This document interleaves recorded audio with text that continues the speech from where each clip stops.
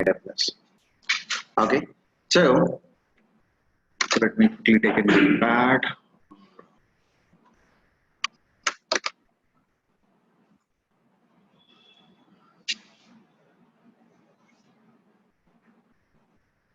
All right, so when coming to Amazon Web Services,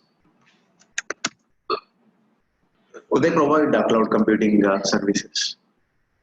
Whatever your requirement is, infrastructure related all services they will provide. And so in 2003, basically, Chris Pinkman and Benjamin Black, they proposed a solution. They proposed to sell a service called SQS as a service. Sell it as a service.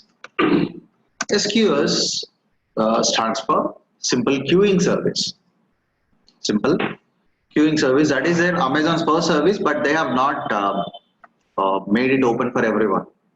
They proposed a solution. They designed white papers. How we can sell this instead of using only one organization. How they can sell that service to another organizations. So then in 2004, AWS officially launched. Okay, so you can just go to this AWS wiki and you can find more about this. So these are the, it's 2006, not 4. Sorry for that. Okay, so basically this is subsidiary of Amazon. You know who is Amazon CEO, the world's richest man, Jeff Bezos. Okay, so when coming to Amazon Web Services, Andy Jassy is CEO of Amazon Web Services, and they have good market share currently in market, and many organizations are using it. Is user friendly, and so unlike Microsoft, so if you want to use only one service, yes, you can just go with only one service. But when coming to like Microsoft, so basically they will they will ask you to first go with the directory, Active Directory, Cloud Active Directory, and if you want to use any other service, like it is going to integrate with another one, and some services are like licensed if you want to integrate with on-premise. So but unlike that, so Amazon, it's open for everyone, and you can, whatever service you require, you can just pick that service and you can start using that service. And when coming to AWS global infrastructure, it is important to understand. And again, if you are going to write cloud practitioner certification exam, you are going to get at least 2 questions related to this AWS global infrastructure. Okay, so basically, so we are talking about cloud, right? So we are running our resources somewhere in a remote location where that servers are running. What exactly region I need to choose? For example, I'm here in Hyderabad, right? So if I'm running a server in Australia or any other country, I may get some latency. It may take some time to hit that server. It may not give quick responses. Agree or not? When geographical distance increase, latency also increases, right? I'll talk about that. Okay. So when coming to AWS global infrastructure, Amazon have regions, AZs or availability zones. We call it as a AZs, and we have point of presence locations or edge locations.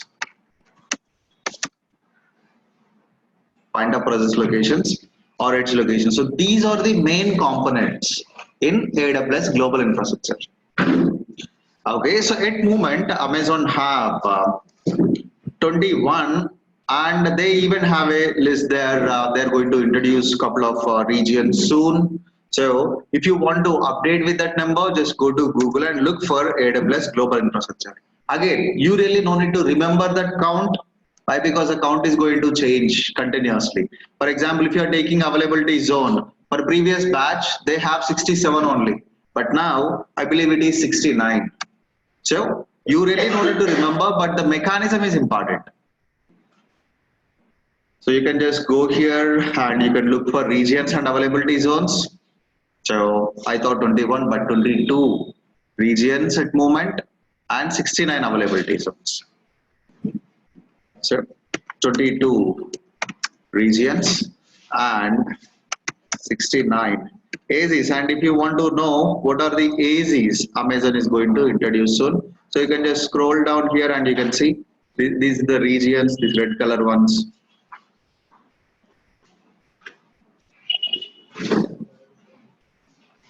So if you're taking Asia Pacific, just go here, see, these all are the regions in Asia Pacific region. And these blue color ones, these are the availability zones. So we have a website called infrastructure.aws that gives you clear visualization how one data center is connected to another data center or one region is connected to another region. So now what exactly this region is? This region is just a geographical location. It's just a physical location, geographical location. In simple, Amazon segregated entire world into 22 regions. Whatever region you want to, you can just go there and you can pick that region. And some services, basically, it's a region specific services. Okay, that means if you are creating a server in Mumbai region, you can view whenever you are in Mumbai region only. If you switch to any other region, that will not be visible. That server will be up and running only. But if you switch to another region, it will not visible. Again, you can access that server across the globe. That's a secondary thing. So I'll quickly show you that. See, I've logged into my AWS account. And top right corner, you can find regions. So now I'm in Mumbai region. Okay. So if I go to a service called EC2, that's a place where we can run the servers. I'll talk about this. Here, I have a server that is in stopped state. So when I'm in Mumbai, I have one server and that is in stopped state. Now I'm going to switch to Northern Virginia.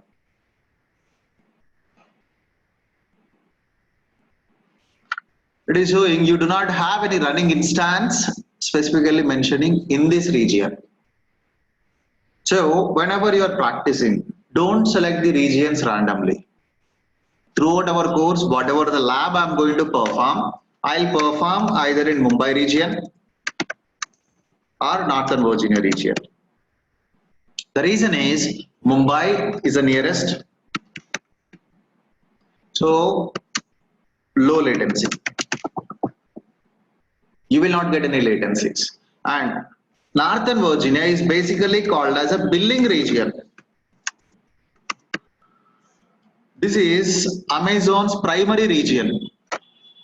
All your billing information, credit card, debit card information, invoices, and if Amazon want to introduce any new service, they will first pick Northern Virginia only. Okay? Whatever the service I'm going to use, either in Mumbai or I'm going to launch it in Northern Virginia. You can choose any. The advantage is you can easily monitor your resources, where exactly you're running, how exactly you're running. You can just monitor. You can switch either Mumbai or Northern Virginia. If you want, if you're having any unwanted service, you can just terminate that. You can delete that. Okay. But again, as I mentioned, it's just a physical or geographical location. How we can run the server. So the actual servers runs in availability zones. So I told we have total 22 regions, right? So let's go here and let's count that.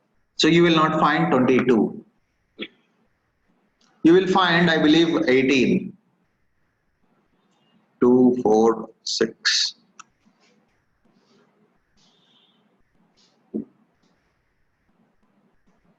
$18 only. So then where is the remaining 4 out of these 22 regions? So out of 22 regions, 18 regions open for all. So anyone can switch to that region and they can create an account. They can create whatever the resource they require. So if you launch a server, yes, you can go to Mumbai and you can launch that. If you want to launch a server in Australia, yes, you can switch to Sydney region, you can do that. If you want to launch a server in Japan, yes, switch to Tokyo region and you can create that. You can sit any corner of the world, you can switch to any of the region and you can create a server. But it is showing only 18. The remaining 2 regions is basically for China. They have different login page. AWS Amazon.cn is their login page. Again, China has its own trading policy directly. No foreign country invests there. They need to incubate or partner with their local country. So exactly same way. What Amazon did, they have partnered with NWCD and CNET. So if you need an account in China, first you need to fill up a sign-up form. Once that is completed, they will review your application, and if that is approved, then you can use that remaining 2 regions. So then 2 more regions, another 2 regions. This is designed with US GOV cloud standard. These 2 regions are US GOV cloud, US government cloud. So generally, some organizations or the companies who deals with US customer data, they need to follow specific standards. They must follow specific standards. For example, accreditations or certifications, like for example, you're designing a website, and can you directly take your customer's credit card or debit card information and can you store that? No. You must have a certification called PCI DSS. If you have that certification, yes. If your infrastructure is matching with that standard, yes. And in US, like we have some. So we have basically FedRAMP. That is also one of the standard. And we have FIPS, Federal Information Processing Standard, and we have HIPAA. So this HIPAA, you might see this. This HIPAA compliance, basically, so if you want to store any of the patient's health information, so whatever the server you are going to have, that server or that infrastructure must have this HIPAA standards, HIPAA compliance. So exactly same way. Here, 2 regions, you need to sign up again. So to sign up that, you must log in as a root user. I'll show you. So, but now I'm working as an IAM user. We will talk about that one also.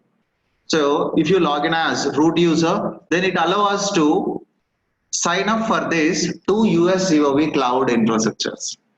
Again, it have its own standard. Again, whoever providing support for that infrastructure, they must be in US only. The data should not travel outside from that country. Periodically, they are going to verify third-party audits. That's completely different standard. If your organization is required, yes, you can sign up for that. You can start building all your resources in that US GOV standards. So that is why you can find only 18 regions.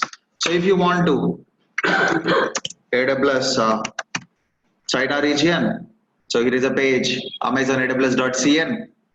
Go here, sign up for an account or request an account. So we have 2 regions. See this? This is operated by NWCD. This is by CNET. One is Ningxia region and Beijing region.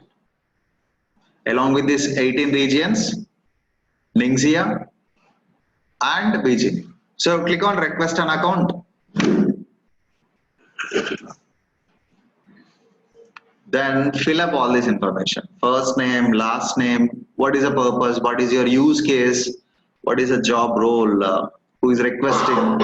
So the operational information, are you currently using another AWS global regions? Then you can fill up all this. Then you can request an account. So if they approve, you are going to get an account in AWS China. Then you can use that remaining too. And that US GOV cloud, I'll quickly log in as a root user and I'll demonstrate that. I'll show you that.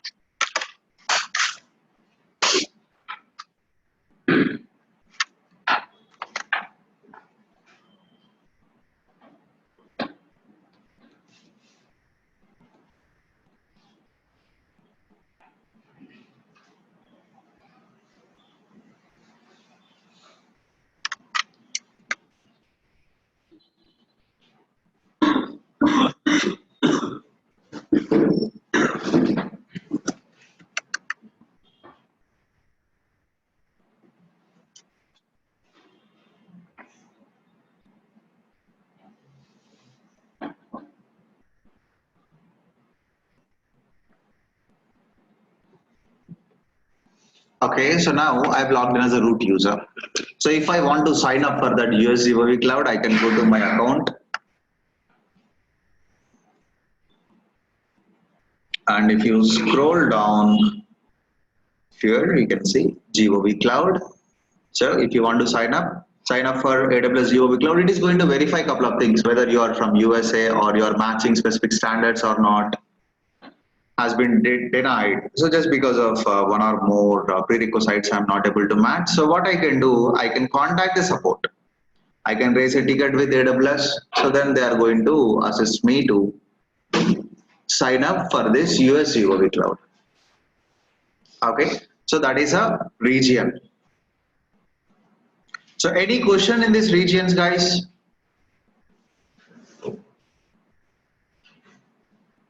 So far, any question?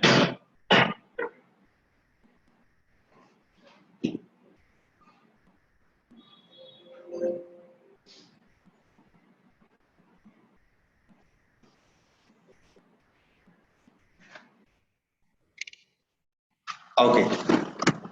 So then let's talk about availability zones. See, this is just a physical location or geographical location. That is not the place where you are going to run the server. You are going to choose a region, then you can get access to that. So now, not only for Gout sector, it is open for everyone. Even you can sign up, but the infrastructure is going to be that particular standard, that US government defined standard.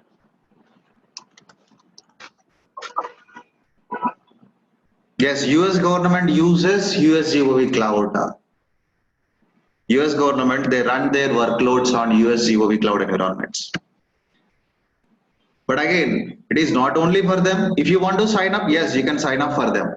You can sign up and Amazon is going to give an infrastructure with that standard. So if you want to read more about that, you can do one thing. You just look for US GOV cloud and Amazon will give you what are the requirements, how you are going to get that. US GOV cloud. So FedRAMP basically allow customers to host sensitive information for all the regular workloads. So that whatever the infrastructure we are going to get, that is going to comply with all these standards: NIST standard, National Institute of Standard and Technology, HIPAA standard, PCI DSS, DFARS, FIPS, Federal Information Processing System. So these all are FedRAMP. So you can sign up if you require. Okay, so now the actual hardware and everything runs at this availability zone. Availability zone is nothing but a data center, or it may be combination of multiple data center also. It is not going to be only one data center or combination of multiple DCs. I believe everybody knows what is DC, right? So data center. So you are going to have high infrastructures. Whatever the resource you are going to run in AWS, that actually runs in availability zone. If you are launching a server, yes, that runs in this availability zone. If you are storing any data, the data is going to spread across these availability zones based on what service you are selecting. If you are launching a database, by default it runs only in one availability zone. If you enable an option called multi-AZ, it is going to run in two availability zones. Why multiple? Just to isolate the individual failures. And here, one DC failure cannot affect the another DC. All these resources are designed to sustain individual resource failure or data center failures. Even within the data center, if one server rack failure happen also, that is not going to affect any other server racks. It is going to have its own power connectivities. We can design solutions accordingly. So we have a concept called placement groups. Whenever you are launching a server, you can run your servers with different mechanisms.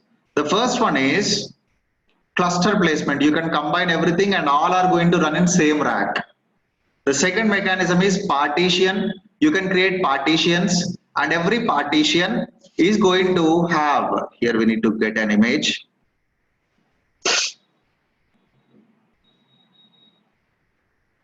This is partition. So we have individual partitions and every partition will contain its own power supply. When coming to spread placement group, a server, another server, it is going to have its own power connectivity and all. Again, these all are going to run in availability zones. How exactly you want to launch, you can launch that. So, but all these resources basically runs in AZ, availability zone. And these availability zones will always comes under regions. If you are selecting Mumbai region, we have 3 AZs. If you are selecting Northern Virginia, we have 6 availability zones. If you are selecting Sydney region, AP South East 1, then you are going to have 3 availability zones. So again, 3 different data centers. One data center failure will not affect any other data centers. Okay. So let's go to this diagram. This is a infrastructure.aws, and if you observe here, this is a Mumbai region. So this orange color is a region and this blue color ones is a availability zone. So we have availability zone here, we have another availability zone, another availability zone. So if one availability zone goes down also no issues, and every availability zone is connected to with another availability zone with backbone connectivity. If one line, one connectivity breakdown also, we have another one. We have another connectivity, so that is going to continue with backbone connectivity, backup connectivity in simple, backup options, and data is going to be synchronized between all these availability zones. So exactly same way, based on the region you are selecting, we have availability zones. For example, this is US GOV cloud and this is Northern Virginia.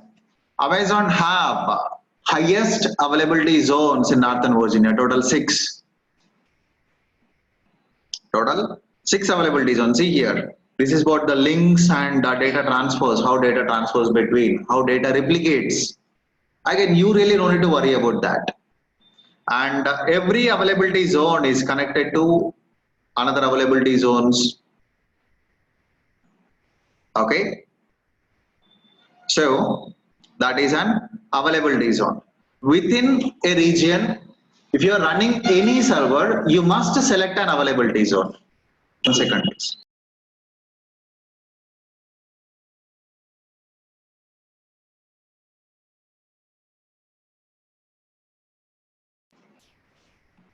Okay.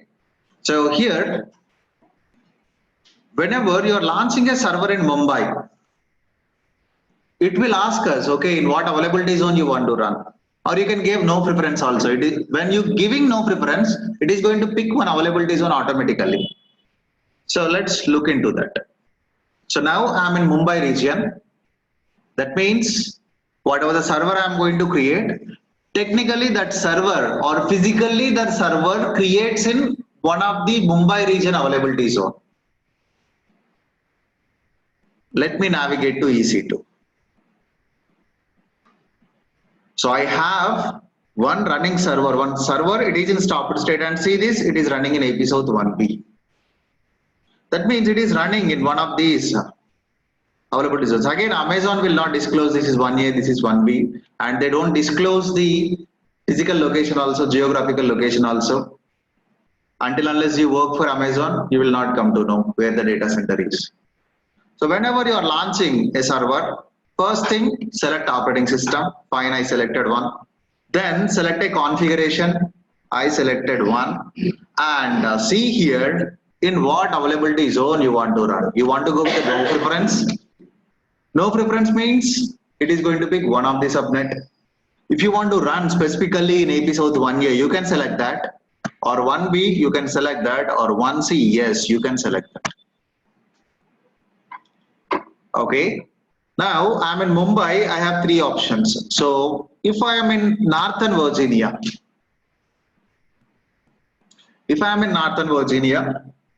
so then again same, selecting an operating system, select the configuration.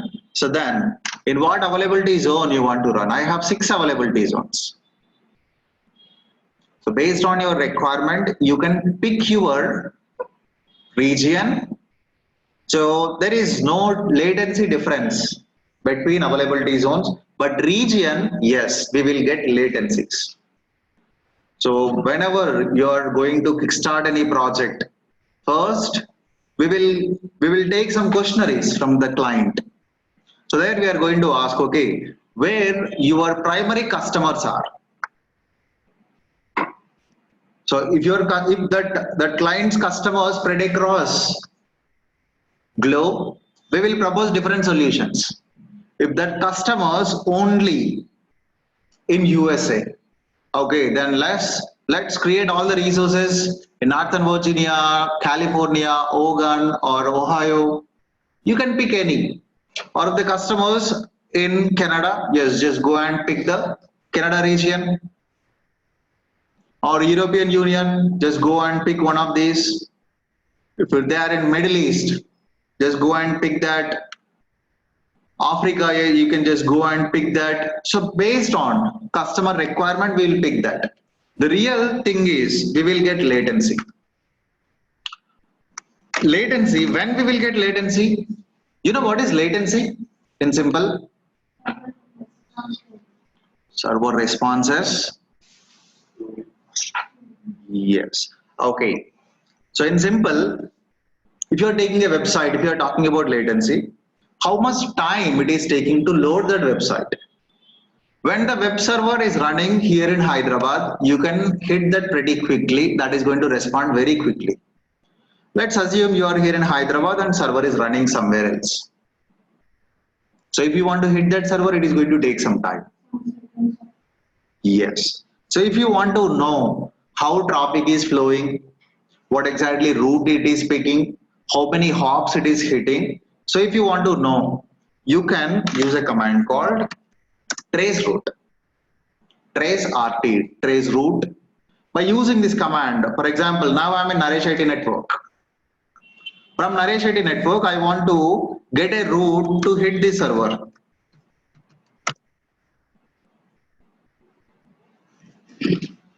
So whenever we are taking trace route, so it is started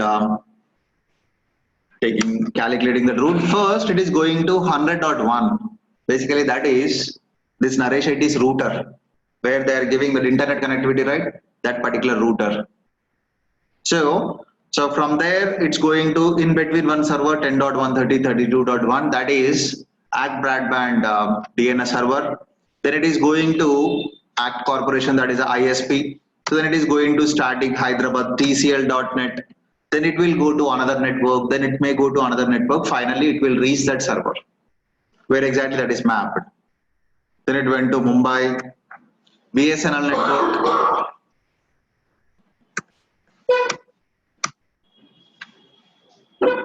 It is hitting another server. It should come now in 1 or 2 hopes.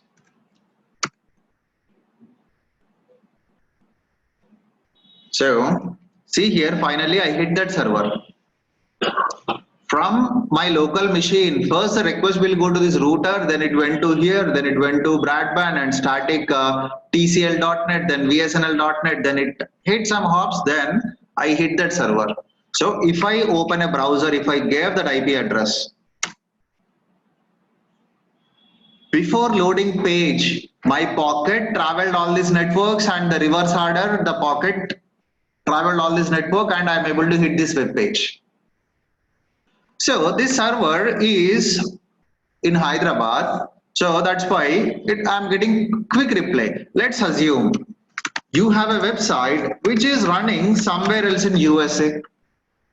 So you are not going to get reply within 10 hops. It may take more than that. The request will go to Paris, it will go to Stockholm, then it will hit to USA.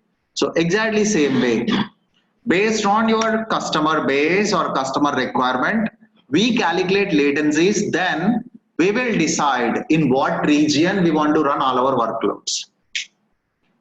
So all your customers are in US, and if you are running server in Mumbai, all customers are going to give complaint. Yeah, it is taking too long time to load that page.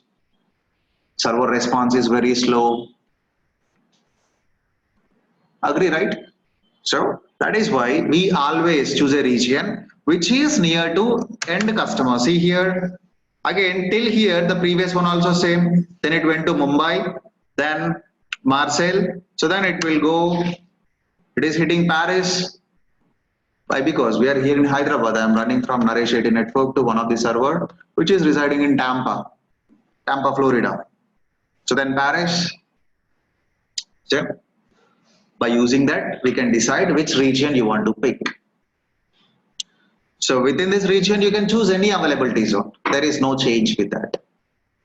Okay, and we have total 69 availability zones, and all our resources run within this availability zone only. No resources run within region. Basically, this is not a, here no physical hardware, no hardware runs or no servers, nothing here. All servers and everything will be available here. Now we have edge locations. When coming to edge locations or point of present locations, fine, if your customers in only one region or 2 regions, then we can use that mechanism and we can implement that. But let's assume your customers are across the globe. You want to deliver your data or application without any latency. In that case, we can use this edge locations. In simple, this is a cache location. Edge location is nothing but a cache location. It caches the data. What are the data you want to deliver to end customer? It actually caches that. So let me try a simple diagram for this.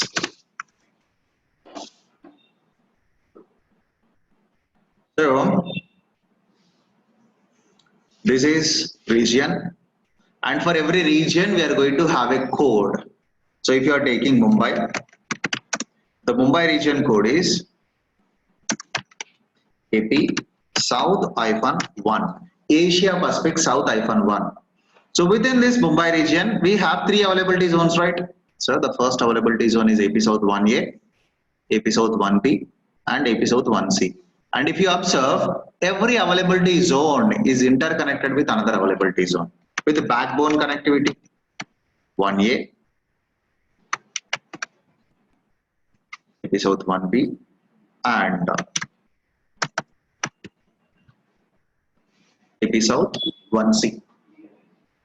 Now you have launched one server here in AP South 1A. Let's assume this is your web server or your application server, whatever server.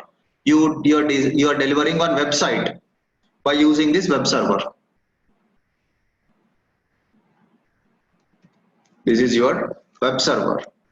Now, if your customers somewhere here in India or any nearby country, they can access it very quickly.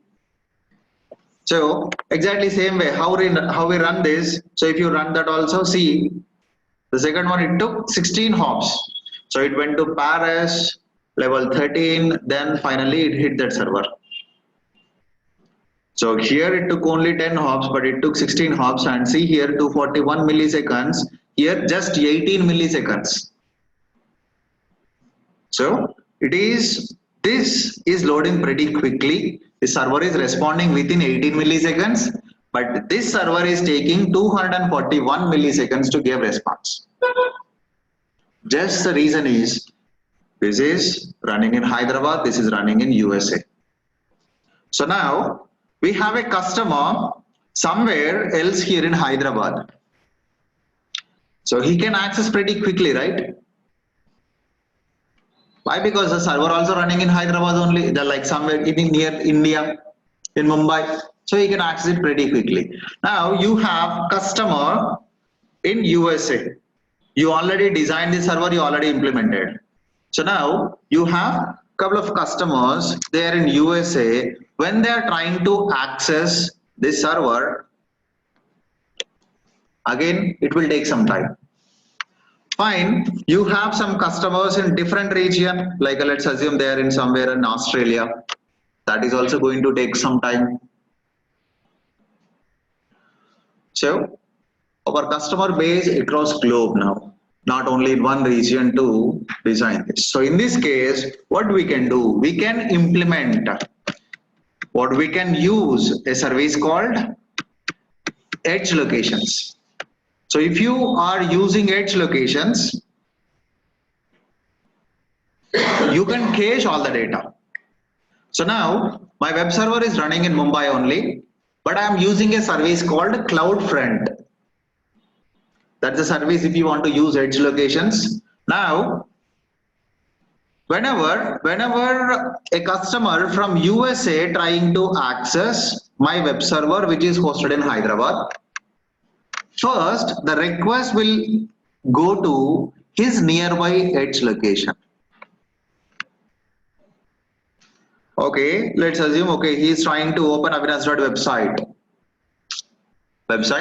So then the first request will go to nearby edge. So is the data available in edge? That's the first request. So that is not loaded, that is not posted there. Then immediately what happens, this edge will come to this actual origin where exactly that is running. Then while giving replay, it keeps a copy.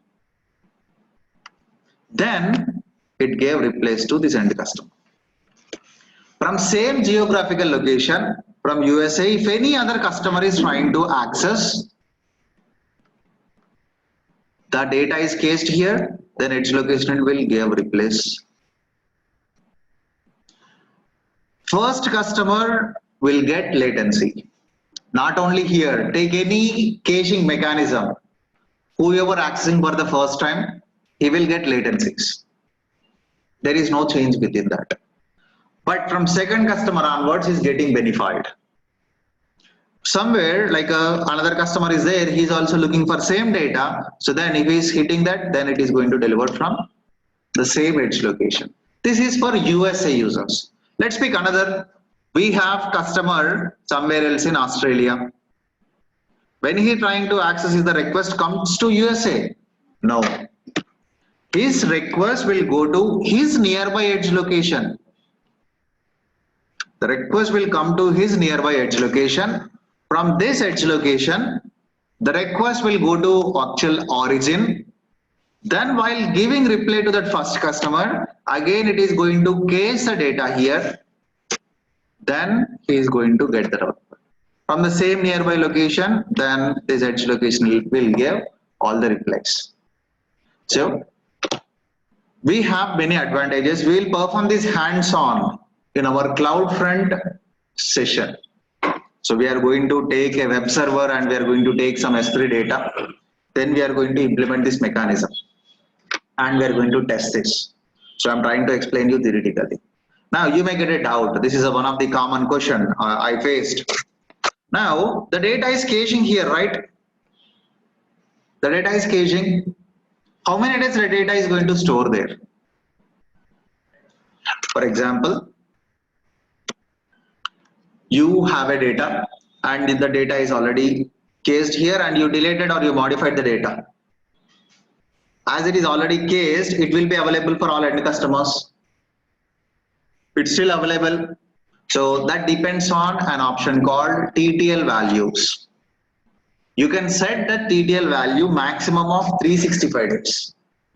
That means once data is cached in this edge location, it will be there for maximum of 365 days. For coming 365 days, it will not go and it will not look for any updated data.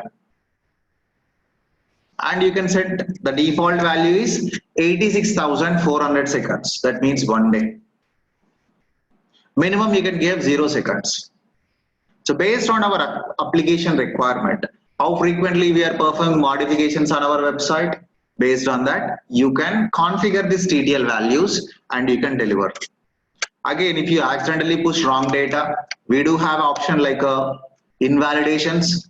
You can perform invalidation and you can delete all the old data from edge location and you can push new data also. Again, don't worry about that, try to understand that mechanism. We are going to create a CloudFront distribution. There we will discuss in detail about this, what protocols it supports, only read-only locations, or even we can write data also. So what kind of data you can deliver by using these edge locations. We will discuss all those in our coming sessions, in our CloudFront session basically. Now, if you're taking India, we have an edge location in Bangalore. We have an edge location in Chennai. We have an edge location in New Delhi. And we have an edge location in Mumbai. Now, within India, you can sit anywhere where exactly that server is hosted, regardless of that. You can sit anywhere. So whatever the data you want to access, you can look for the data. Then first your request will go to nearby edge location. So in our case, our nearby edge location is Bangalore. The request will go to Bangalore. Then from that edge location, it will go that origin. Origin means where exactly that is hosted. Then we will get reply. And that Bangalore edge location is going to cache the data. That is what the mechanism. Okay. So this is this pink color one, basically edge locations. We have approximately 200 edge locations. Recently, Amazon started 200 edge location a week back. So you have 69 availability zones and 200 edge locations and 22 regions. So this is what AWS global infrastructure is. So any questions on this AWS global infrastructure, guys?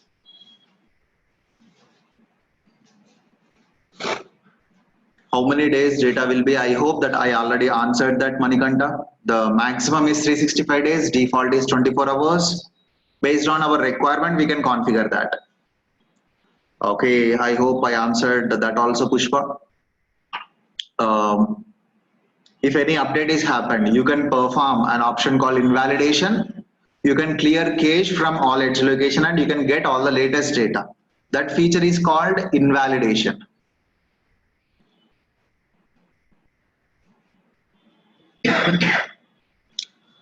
Cache data won't be current if it is constantly updated. How is it that works for something like OTP workloads?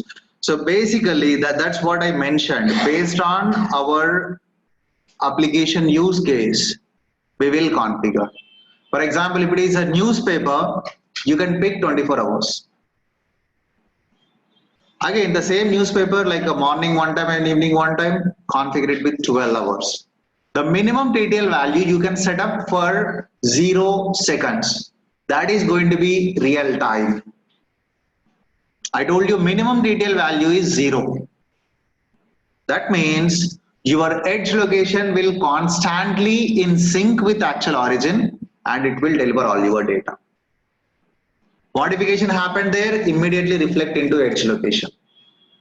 So we call it as a distribution basically. Whenever we create any distribution, automatically it loads the data, it caches the data. After that, if you add any data, the first customer will get that. Again, we will see this hands-on in our CloudFront distribution. So it is only get case at specific person information or everyone. It will be available for everyone. Basically, if you want to make it available for only one customer, you can use an option called signed URLs. But with CloudFront distribution URL, it will be available for everyone.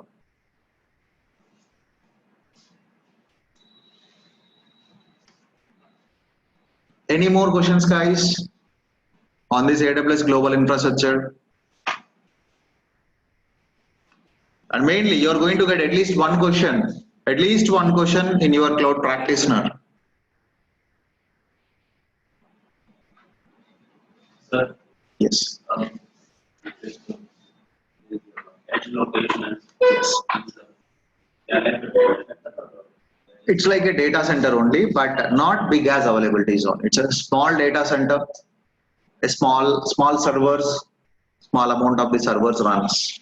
And I think they have some booster type of fast and fast. Yes. So Akamai. Have you heard about Akamai? Cloudflare. Basically, these are leading cached services. For example, you have a web server only in one location, but you have customers across the globe. You want to boost that load times, you want to cache the data. So we can use Akamai. Basically, Akamai is leading CDN. Basically, the service name is CDN, Content Delivery Network. This edge locations also works as a CDN locations. The CloudFront distribution is nothing but a CDN. So Akamai, security, cloud delivery performance, content delivery network.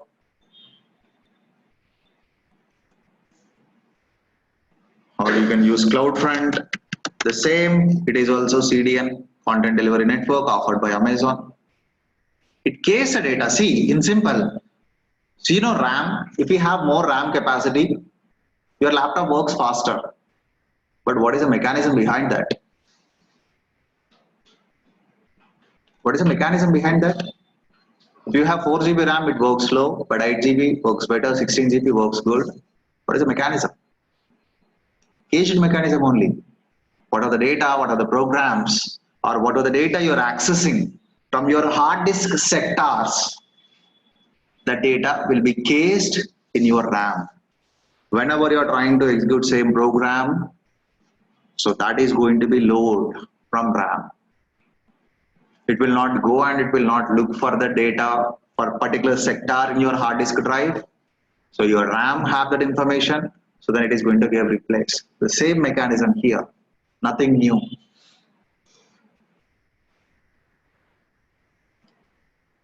So this is a AWS global infrastructure. So now let's talk about AWS free tier limitations. AWS free tier limitation. So Amazon is giving 12 months free tier availability. So that means you can pick some services, and if you are using that service for 12 months, they are not going to cost us anything.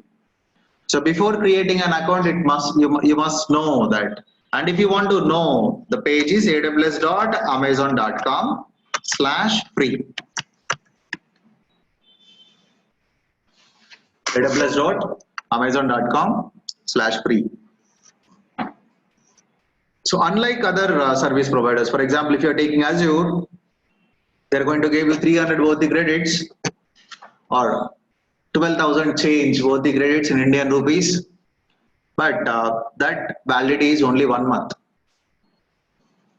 So within 1 month, you can launch whatever server you want. how big that server is, you can launch it, but you must not exceed that amount. Duration is 30 days. But here, when coming to Amazon Web Services, they are giving a specific instant type. Instance is nothing but server, guys. They are giving a specific category. If you are launching or if you are running for 12 months, you are not going to get charged for that. But if you are selecting any other category, yes, you are going to get charged for that. So again, whenever we are going to run any of the server, we will discuss any of the service, we will discuss free tier, then we will start with that. But I'm trying to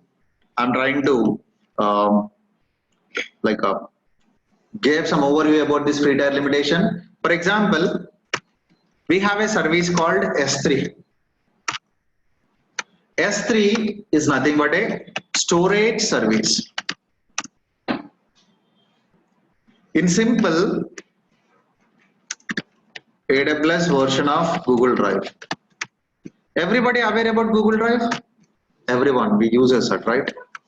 Google Drive or OneDrive or Dropbox, iCloud, take any. This is Amazon's version of storage, but with a lot of advanced features. So if I'm talking about S3, that means, okay, that's a place where we store the data.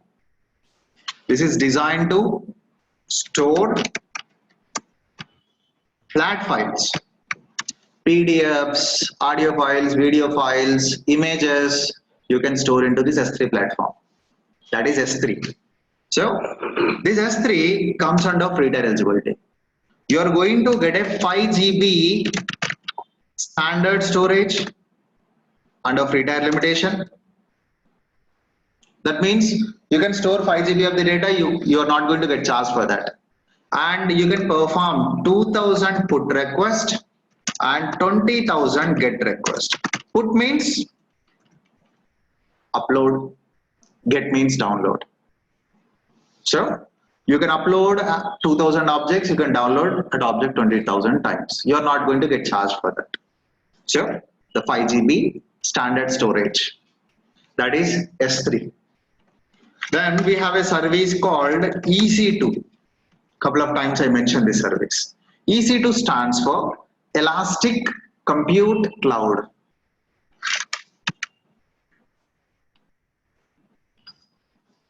Elastic Compute Cloud. So basically this Elastic Compute Cloud is a place where we run servers, where we can launch and where we run servers. If I'm talking about EC2, if I mentioned a word called EC2, that means, okay, this is related to a server. This is related to server. Okay, so here you are going to get 750 hours per month for Windows and 750 hours per month for Linux operating system, but we have a specific instance type, server type called T2 Micro. 95% of the times we are going to use T2 Micro only. Some services I am going to launch and I'll warn you when I'm launching any paid service. Couple of paid services definitely I need to launch to show you a couple of things. So there I'll inform you guys. So that is a T2 Micro. So again, whenever you're launching, it gives a label, free tier eligible label. See, I'm launching, see here, a label called free tier eligible. So you can simply pick that, no issue. For first 12 months, you are not going to get charged anything for that. So just go here, you can pick, but some will not have that label. That means if I'm picking this operating system, yes, it is going to cost me. How many minutes, how many hours I'm going to run that, it is going to cost me. So if you want to list only comes under free tier eligibility, select this option, free tier only. That's it. It is going to show only OSS comes under free tier. Then select. So then see here, free tier eligible. First 12 months you can use without getting charged. But if you are selecting any other categories, you are going to get charged for that. So you can look this label, you can pick that. By defaultly, that is what is going to select. That is a default option. Even blindly, if you click on review and launch, you select operating system. If you click on review and launch also, that comes under free tier eligibility only. Okay. So T2 Micro, that comes with one virtual CPU and 1 gigs of the RAM capacity. And when coming to another service called RDS, Relational Database Service. So this RDS basically supports 6 relational database engines like MySQL, MS SQL, PostgreSQL, MariaDB, Oracle, so Amazon Aurora. So if you are talking about RDS, that means it is related to databases. One of the database like MySQL or MS SQL, you know, one of the database. So here we can run databases. We will have databases basically here. So here also you are going to get 750 hours per month, and instance type is db.t2 micro. The instance category is db.t2 micro. Again 750 hours you will get it. So 750 hours, that means 1 month without getting charged you can run, even if you calculate. So maximum 31 days, right? So 31 days and maximum is 31 days per month, and maximum 24 hours we have. Come on, this is 31 days, 24 hours, we are getting only 744. But they are giving 750 hours. That means if you are running one server, you can run for an entire month, you still have 6 more hours left. Again, that is going to reset for every month first. Okay, so you can run one server with Windows, one server with Linux, one database, one load balancer without getting charged, and 5 GB of the storage. Okay, so to know more about that, you can just go to this page. And again, at moment we really don't know many services. Whenever we are starting any particular module, we are going to discuss about that. Then we will discuss about free tier limitation. Then we will launch that servers or launch that resources. Okay, so that is a free tier limitation. So just go here, aws.amazon.com/free, and account creation is free. So we are not going to get charged for that. So here its types are free. Some services are always free, not just for 12 months. For example, if you are taking a service called DynamoDB, that is a NoSQL database service, it is free always, not just for 12 months. And SQS, that is going to free always. And some services 12 months free. Amazon just want to gain exposure on that service. That's why they are giving this. And some trials like so here pick always free, DynamoDB, Lambda, SNS, CloudWatch, Chime, Cognito. These services are always free. And some services 12 months. EC2, T2 Micro, 750 hours for Linux, with T2 Micro 750 hours for Windows T2 Micro. So you are going to get 1500 hours to explore that service. Storage 5 GB and 20,000 get request, 2,000 put request. RDS db.t2 micro, you are going to get 750 hours and 20 GB storage. And cloud directory 1 GB. We'll talk about this CloudFront distribution. So these edge locations. Under free tier limitation, you can deliver 50 GB of the data for first 12 months. You are not going to get charged anything. 50 GB of the data. So exactly same way, Elastic File System, centralized file storage service for our all EC2 instance, all our servers. There you are going to get 5 GB of the storage.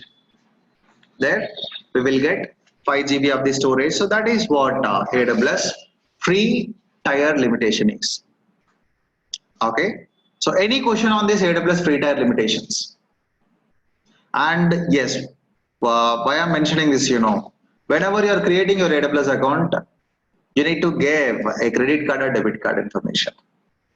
So most of the guys, we will worry about to give that payment informations. So but if you are under this free tire limitation, you are not going to get charged anything for that. See, after 12 months, your account is not going to closed or your account is not going to suspended. It will be available only. You can launch, but whatever the service at T2 Micro, the one coming under free tire eligibility, you are going to get charged for that also. What you can do, you can close this AWS account and you can create a new one. That is what I did. But this account I am using from almost 3 years, I believe.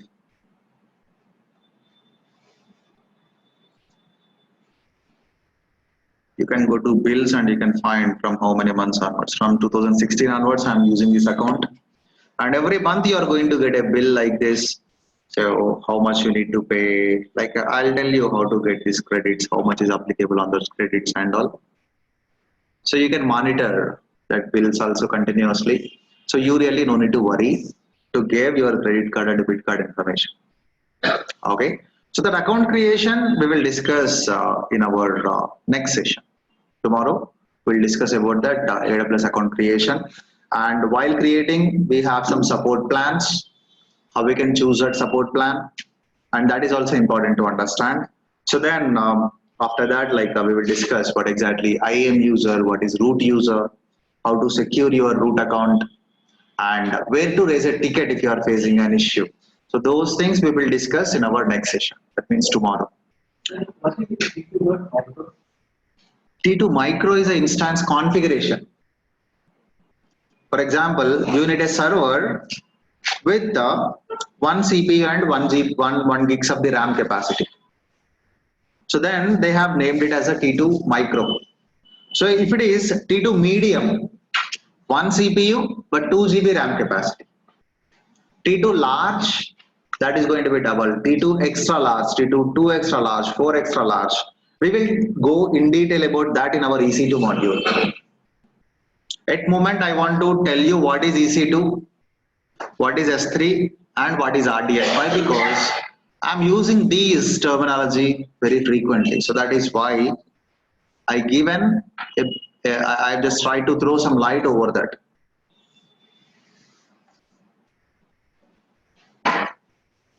Okay, what certification does this course cover? Okay, so basically this course cover all the 3 associate along with fundamental course. So this is a certification roadmap, guys. So first, AWS technical essentials. Basically this is cloud practitioner and cost is going to be $75. So again, directly you can attempt associate tier exam also. No issues with that, but that is nothing for us. You can easily clear that. And again, I mentioned this is a 100% pass guarantee. I got an email related to one of the student. I'm not sure his name. So, but I just want to clear that this is a 100% pass guarantee program. So if you have any questions, you can contact me. So this is a cloud practitioner. So then, if you want to build your career as architecture in AWS, you can go and you can write AWS Certified Solution Architect Associate. This exam cost is $150. Okay. So then we have system operations on AWS. Then you can attempt this Certified SysOps Associate. Then developing on AWS, we have a certification called AWS Certified Developer. With this course content, you can clear all these 4 certifications. You can clear all these 4: SysOps, Solution Architect, Developer, and Cloud Practitioner. After completing this, you can go and attempt Solution Architect Professional.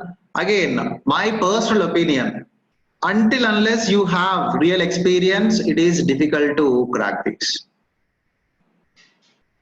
So, Certified Solution Architect Professional, Big Data Specialist. Again, you must know what is big data. Again, If you complete any one of these, then you can just go and you can attempt that. That is a path actually. So then AWS certified security specialist. So then we have certified DevOps engineer. So you can just go and you can, along with this, we have different specialist categories. Alexa skill set builder, machine learning or artificial intelligence recently added, and Amazon is soon they are going to introduce database specialist also, who can run databases with that's a network specialist is another category. So you really don't need to worry about that. So as you are completely new to AWS, first of all, you want to gain more exposure, you want to learn all the services, then you can go to advanced things. So with this course, you can complete this. And again, course content is going to be different. There is no change with that. So will you share frequently asked questions or certification dumps, which will help us to clear certification? There is, I'll definitely share as I mentioned, like I'm going to share tests, and by end of this course, I'm going to share many practice questions, resume key points, and basically I'm going to share approximately 600 questions till the end of this course. And module wise, we are going to discuss some questions.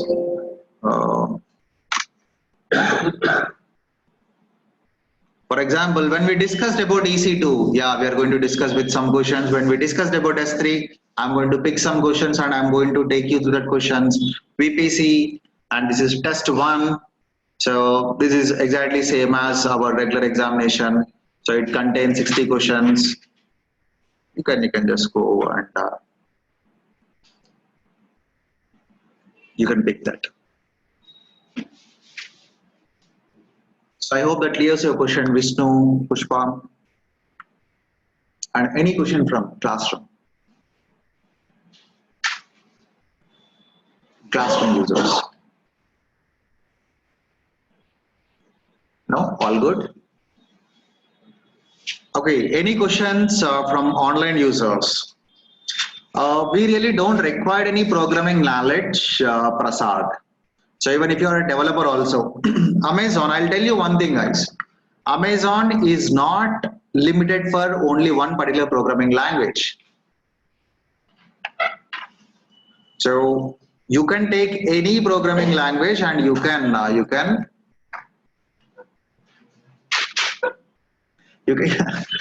take, just keep it with you. You can take any programming language and you can apply that programming language skills on top of AWS environment and you can crack that. So even if you want to clear developer exam, you really doesn't require any programming experience. But that is suitable for developers. If you are an existing developer, that is a suitable one. Or if you want to promote your career as a developer, yes, that is a suitable certification. And if you want to promote yourself related to support side instead of development side, then go with the sysops administrator exam. And if you want to become a solution architect, then go with the solution architect exam. So we have different paths based on what is your goal. Based on that, you can select that certification exam.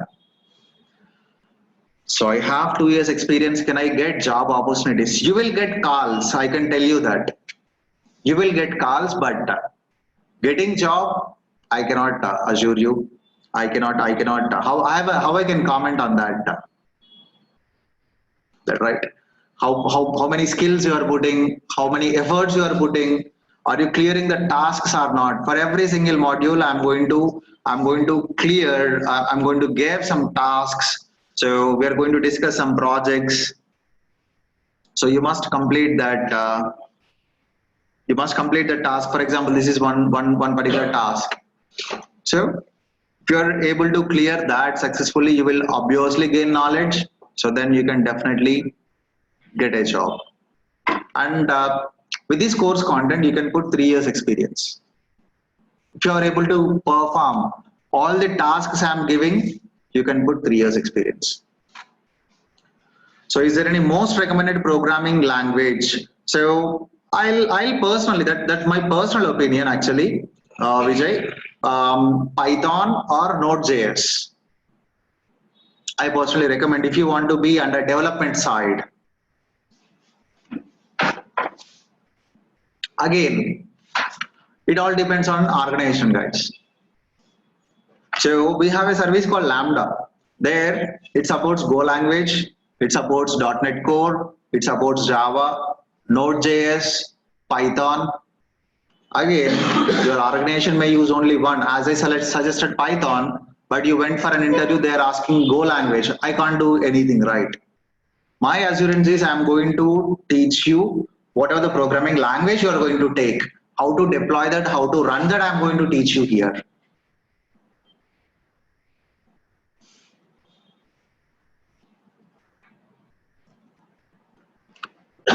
Any more questions for me, guys?